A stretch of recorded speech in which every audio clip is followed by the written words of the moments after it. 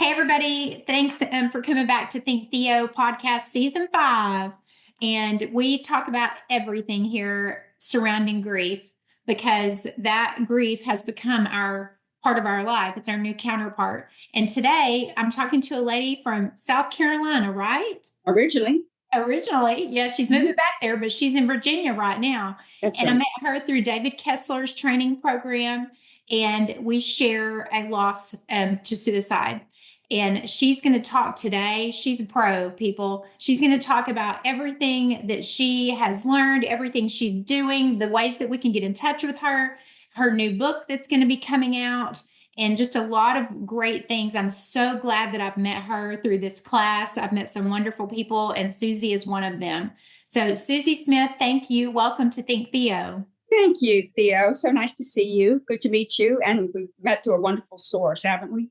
Oh, isn't that class? David Kessler is just, I mean, what a gift. Yeah, he's an amazing man. And I've been in this world for really almost 15 years. And when you're doing it that long, you kind of think, well, I know a lot, but I've learned so much from him, whether it's a facial expression or an answer to a question or whatever it is. It's been tremendously beneficial for me. You can always learn. Yes, I thought, okay, I've only been in it for 6 years, Mhm. and I thought, well, I'll just take this class. I'm learning so much that I wish I would have known with my first book, and even in writing the second book that's coming out this year, it's too late, but then again, you're probably like me. I'm learning some things that I didn't know had a name or a technique that I was already doing. Yes, that's right. Isn't that affirming? It's very Oh, affirming. I just was so comforted to know that, being heard in your grief is a real thing. It Like is. not talking when people are grieving and just sitting with them is a real thing. It is. And I actually think those of us that are drawn to this, either through circumstance or however, we have an intuitive sense that grows in us as we practice or work with people more and more and more. So we do learn things through working with people as time progresses. Yeah, it's just shocking some of the things. And I'm trying to think of well, just how, when he had all the people in the little breakout group and Mhm. he asked them because they had all lost a child, and which you have. I did. Mhm. I've not lost a child, but it was very interesting because he didn't react or comment, but asked them to say how they had died. And he lets us be comfortable with that word died. And it doesn't have to be past or left this earth. You can just say died. Yeah. There's just so many Unless things. you're from the South and then it's passed away, passed. I'm It kidding. is. But we do have our colloquialisms from different parts of the country for sure that we fall into. But died is a really a good word, and it's a real word, especially when it comes to children too. That's one of the things I learned is that as a way to talk to kids that I didn't have much information on. Yeah. So tell us your story. Tell us it's hard to do that within 45 minutes, but I'll tell talk really us fast. tell us what happened 15 years ago, and then, just maybe summarize kind of like what you were telling me earlier on the phone, what you're doing now, which you're going to make a career. Okay. Well, actually, 20 years ago, I lost my 23-year-old son to suicide. I'm That sorry, was 20 years ago. Yeah, that was a life changing event, as you know. And so there's that line down my life, the before and the after, and who I was before and who I am now, which is a very different person. But I've had a lot of loss in my life. My mother died when I was 17. I lost my only sister when I was almost 30, and she was almost 28. We were 2 years to the day apart. I've lost both of my brothers early, young. And 3 months after my son died, my father died. And poof, there went my family. No cousins, aunts, uncles, nieces, nephews. So that was interesting. But about 5 years after Alex died, um, I went to volunteer in a hospice. And it was an interesting experience for me because I learned that while I was working with the dying and consoling the families, I was actually healing myself. And it was a transformative experience. at the same time, I started to get questions from people who were also suffering from loss. And back then, we didn't have Facebook when Alex died. You know, we did have it later, and you could connect that way. But we had things called forums. But I did not have a me, so I decided to be the me that I am for others. And I just kind of fell into this, and I got involved with a number of organizations. I worked for a while with the American Foundation for Suicide Prevention. I worked with another group called TAPS, which is the Tragedy Assistance Program for Survivors, which is for military families. And since then, I've gotten involved with quite a few groups, primarily on Facebook, that are loss related. So for almost 14 years, I've done this as a volunteer, but a serious volunteer, 5 to 7 days a week, 4 to 5 hours a day, really, really serious. I've devoted my life to it. And I love it. And I found my calling and who I am through this work, because it as I think I mentioned to you, it comes to me kind of intuitively. Not that there's always something, you know, I could always learn something, but nevertheless, I have an intuitive feeling and sense about it and connection to people. What I do, though, is I offer peer support. I'm not a clinician. I'm not a therapist or psychologist or psychiatrist. I am just someone who suffered with this loss. And my mission really right now is to elevate the standing of peer support. I feel that we play a really valuable role, and we need to be recognized more, because, you know, grief is not a mental illness. It really isn't.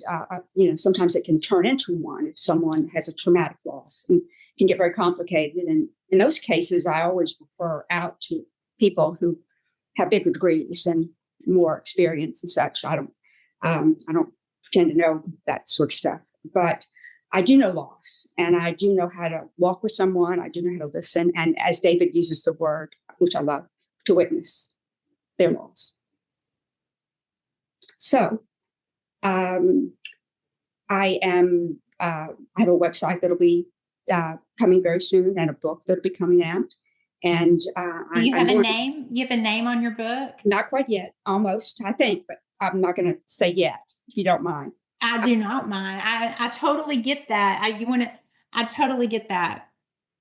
I want to talk a lot, though, about the value of peer support and how we need to kind of find our tribe, which is the lingo a lot of people use now. And, you know, it's interesting because there are a lot of different types of grief. There isn't just deep grief because of death, but there's job loss and divorce, breakups. And actually, interestingly, I've been doing a lot of work with people who've lost pets.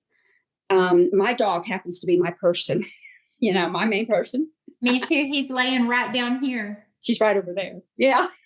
And so I really have a great heart for people who've lost pets. If you consider a woman who's elderly, was married for 50 years and lost her husband, and has a dog that's 18 years older than she loses her pet, that is a dramatic, tragic loss for her. And yet, you know, societally, we don't really seem to take it as seriously or see it as serious as we do the death of a human. But I think there's a role for that. There's a lane for that for people who are interested in it.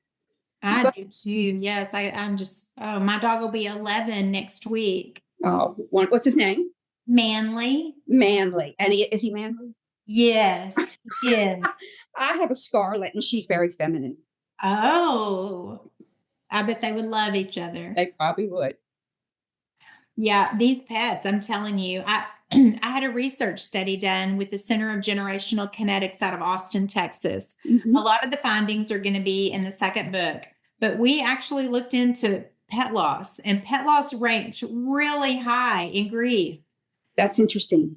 People are really grieving the pet is just the one constant, you know, Manly, and you can say this too, I'm sure. He's the one that's always there. Always there. And listening. And the unconditional love that we get from our animals. I mean, not everybody's wagging their tail when we come home, right? But our pets are, or our kitties And are rubbing they're against their legs and whatever. yes, and they're always listening. They're the best listeners. We can learn a lot from our pets. We can. They're really vital. So that's an important area that I think people are paying more attention to. It. It's exciting to hear about what you just mentioned. It's wonderful. That should go in your third book. Maybe you should do a book on pet loss or something. Oh, I think you're right. And I hope it's not by experience because I have lost pets in my life, but Yes. this one, I try to prepare because as you know, in grief, I feel like I've constantly got a wall and I can actually visualize little people working on the wall and building it up. And then sometimes I take the wall down a little while, but then I want the wall to be built back up. Mhm. And I feel like I'm constantly trying to protect myself from what could happen, while yet it's so important to live in the moment and be present because today he is here and he's happy and we're doing things, but I'm constantly trying to guard myself. I understand that. You can give up on that though, because when it happens, it's going to be like you didn't do any preparation. That's a fact. I think I really believe even with our elderly parents or someone who's been terminally ill, I think we think we're prepared. We really think we are, but then it happens and we're shocked, and Yeah. we do go through that terrible, terrible grief, no matter how much we try. It's the one thing we can't, we have no technological abilities to bring someone back from the dead. It's that one thing where and we've never really talked to somebody that's been there and come back to tell us all about it. Although there have been the near death experiences, I'm not saying that, but I'm talking about we really just, I am a Christian by faith. Mhm. So I do know that's how I do know what happens, but it's still that mysterious. Even my mom, my dad was a preacher for 33 Mhm. years. And even my mom, this was just a few months before her accident. I remember her saying to me, God is such a mystery. Yes, absolutely. And I do believe in an afterlife. I believed in heaven, but I didn't believe in an actual afterlife for many years after Alex died. And then in 2012, I just woke up one morning and said, okay, he's in heaven, but that's not good enough. I want to know more. So I started reading. And one book led to another, to 1,000 books. And now I truly believe that there's an active afterlife. And I really feel my son with me. And that's a very consoling feeling. But for 8 years, I envisioned him being up there going, Mom, Mom, Mom, did you see the penny? I left you the Oh, penny, And uh, so at any rate, I feel connected to him very much now. But we all, how old was Alex? Alex was 23 and he had just gotten out of the Marine Corps shortly before that. It was a surprise to us, actually. Uh, I guess I may have worried about him in some senses, like you worry about your children, but I never expected that. So it was a surprise and a shock. And I do have two surviving sons. So I feel very grateful for that. And I think they kept me going. It's hard when you lose a child. I think many of us just want to go with them. And there's no tap dancing around that. Sometimes people are afraid to say it, but I think that's what most of us feel. And we go along like that for a while. And then I think one morning we wake up and we want to live again. And we want to get our lives back, hopefully. And if we don't, then we need to be referred to a clinical specialist who can help us. Right. And you are just radiating meaning into purpose. That's one thing that I did learn. And I probably already kind of knew this, but when David explained that meaning is the passion and what you just have to do, it's what you're passionate about. It's just maybe like what you said earlier, what you feel like you're calling. But until you put that in service to others and help others with that, meaning it is not a purpose Yeah. until you put it into service of others. And that is so beautiful to me. So many of us have meaning in our life, but until you actually turn that into serving others, it's not a purpose. That's right. You're right about that. You're absolutely right about that. I do tell people that from my greatest loss, I got my greatest gifts. And I don't tell them that too early, because when someone's just lost someone, they might not necessarily want to hear that or be open to that, so I'm very careful about the timing of when I present certain things to people, but it is a fact. It is a fact. I would not be who I am today. I'm a better person today than I am, than I was rather. And I, I, I love what I do. I can tell that you do. And, I have this quote in my book, and I say it to myself all the time. You will hear people say, God won't give you more than you can handle. But being the daughter of a preacher, I can tell you that's not biblical. It doesn't say that. It's talking about something very different in the Bible when it says that. So God may give you more than you can handle, but that doesn't mean it's not still part of his plan. That's right. That's right. Yeah. In fact, I have a few words for God when I get there.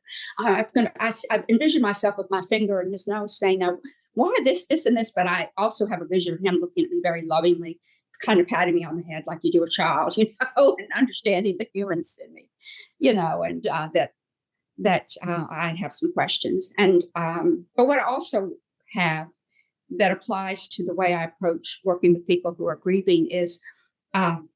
Or what I don't have, rather, is all the answers. I don't know a lot of things. And one of the things we struggle with as grievers or as people who have lost loved ones is why. And we want to know the answers. And I think it's okay to work at getting those answers and trying to put the puzzle pieces back together. But at some point, we might not get all of them, and we have to find a narrative that we can live with, that we can be comfortable with, and move forward with, and be at peace with. And part of that is accepting that we don't know everything, and that we'll learn it when we get there.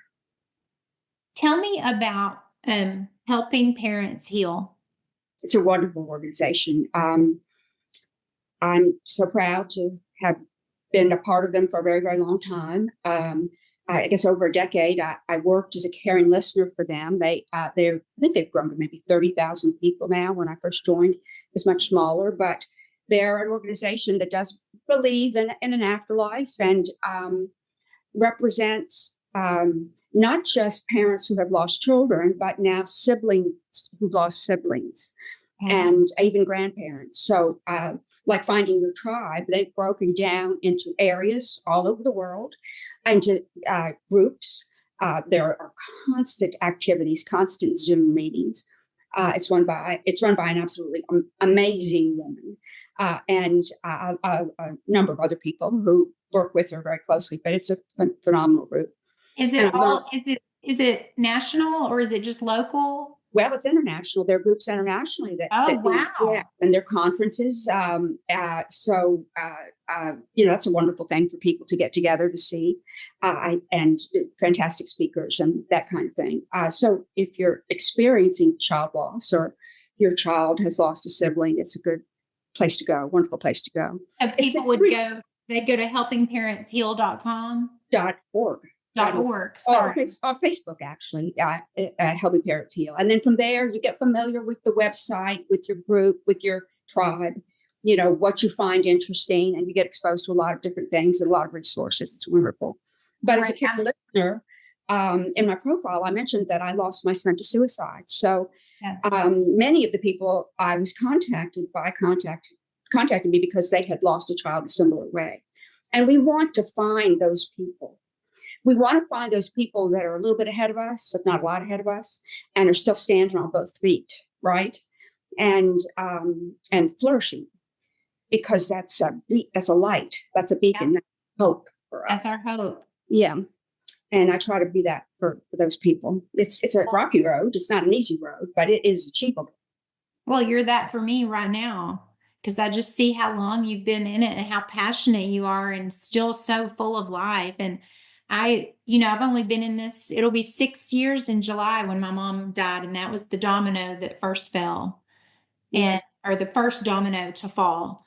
And so in 6 years, I would not really recognize me 10 years ago, because I just would have never dreamed in a million years I'd write a book about grief and I'd be out talking and learning about grief. That wasn't even, grief was I'd only lost grandparents. I'd never really experienced major loss, and then it just was one after the other. But I do feel like it is a calling.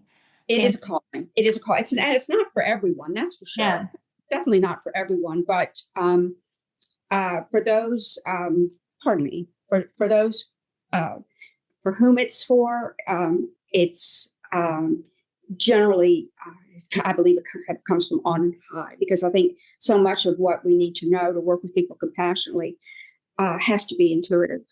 And well, like with hospice, I did that for 8 years, and a lot of people couldn't even imagine doing it. And it isn't for everybody, but it was a good fit for me. yeah. Tell us some about the hospice, what that was like. Well, And it was interesting. That's what really sort of started me on the path to helping people. And I was actually sitting on my sofa in the family room, and this is going to be kind of a woo-woo story, but it's the truth. And I heard this voice, and it was sort of a masculine voice, and it wasn't like Charlton Heston or anything, but I felt like it was God saying, "You've got to go do something." And I said back to it, "Well, like what? Like help others." And I just got frustrated because I'd been suffering so much and I had lost so much. And like what? I was even sarcastic, like reading to children or feeding the homeless. And he said, "No, hospice." And I stood up and I just said, "You've got to be kidding." I actually said something a little worse than that. I won't say here, but I think he loves me despite that. yeah, You want me to be around death? I've lost everybody in my family, and you want me to go work around death? And he said, "Trust me, do it." And so I did. I looked into it. I went through all the background checks and all the this and that you have to go through and training. And then I ended up doing my first day, and it was hard. And I was there for 2 weeks, and it was the hardest thing I'd ever done. And I just really didn't think it was for me. And I went down and I talked to the wonderful retired gentleman who handled the volunteers. And I said, "I just don't think this is for me." And he got a little smile on his face. And he says, "I've heard that before." He said, "Susie, don't quit. Why don't you go home, take a couple of weeks, and then let's talk again." I said, "Okay." And I walked out knowing I'd never go back. But about a week after being there, I was sitting on the sofa in the same place. The same voice comes through and says, "Well, how'd that go for you?" And I said, "Well, it didn't go well. It didn't go well. I hated it. I thought it would make me feel better. I thought it would heal my pain. I thought it would make me feel like I had value or worth. I thought it would make me feel like I meant something to the world, and I could do something with my life." And he said, "Would you listen to yourself? Me. It's not about you. It's about them. Now go back there." I did. And I walked in that door, and it was a completely different experience from that moment. It was like going home. And I went back with a heart to actually serve, and change my life. yeah. Oh my gosh, that's beautiful. You, you, that voice knew you were going to come back. It did know. It did know, absolutely. And it also knew that I had to learn the hard way, what the right way was to serve, and that's not serving for myself or my own reasons or my own purposes. It isn't that we don't get stuff from it, because we do. I've gotten tremendous benefits from this. Like I said, it's changed my life. But I think the purpose has to be to really genuinely help other people. Oh yeah, it has to come from a place, unfortunately, a place that where we've walked, in Mhm. the shoes that they're walking in, and That's right. those are the only people, early on in my grief, the most memorable moments were the ones where my girlfriends had been through something, but they would just sit with me and they wouldn't offer advice or things. They would just sit with me. And looking back, I wish I'd have had the training I'm getting now and everything I know now back then. But you You're know, get, you're getting it now, and it'll stay with you for life, and you'll apply it, and you're doing something absolutely wonderful with yes, purpose. we are we're turning our meaning into purpose. Mhm. So in that, so now you are guiding light grief care. Are you is that is is that a website, or you tell It me is a, what it, currently you're doing that you're going to turn into your career? So for about the past 6 months, as I've been thinking this whole thing through, I have to say this. I had a sort of a moral ethical dilemma about going from a full time volunteer to actually making a career of this. I really struggle with it. I talk to a lot of people, but I got tremendous support from people, psychologists, psychiatrists, um, other people that do this, coaches, that there's value in it. And I felt like I was good at what I did. I know I can help people, and I wanted to do that. And so once I decided to do that, I started joining some Facebook groups and speaking out there, offering to help people here and there. And then I joined a group called bark.com, which is where I can be found now. Or is it bark? Yeah, bark.com under Suzi Smith. And that's bark as in like a dog bark, BARK. Woof woof. Yeah. Okay. And you can find me under Grief and Bereavement. You'll also see a little thing about pet loss, because that's kind of my new thing now. But I am building a website. It'll be another couple of weeks, I think, and I'm writing a book that'll be coming out hopefully around that same time. And I'll have resources and a way to reach me and schedule time with me and information about who I am. Yeah, so people can schedule time with you virtually, so they don't have to be living near you. That's correct. And actually, I've worked with people all over the world. I'm working now with a mother in India, one in Australia. I have people I've worked with in the past in Belgium and the UK and all over the place, really. We just have to make sure our clocks are set properly. It's going to be a little confusing, but even in the United States, it's like that too, You're right. I do most of my work actually by phone, because I find that people tend to be more apt to be open and to talk about their grief, especially early in grief. I don't know about you, but I'm an ugly crier. I'm an ugly, snotty crier. I don't really want people to see that. So if you're on the phone, and I use it on speaker because I don't want all that in my ear, but I think they can be a little more open, men in particular, frankly. Yeah. But I'm happy to work with anyone through Facebook, live or Zoom or any way they want to connect. I'm happy to do that too. Yeah,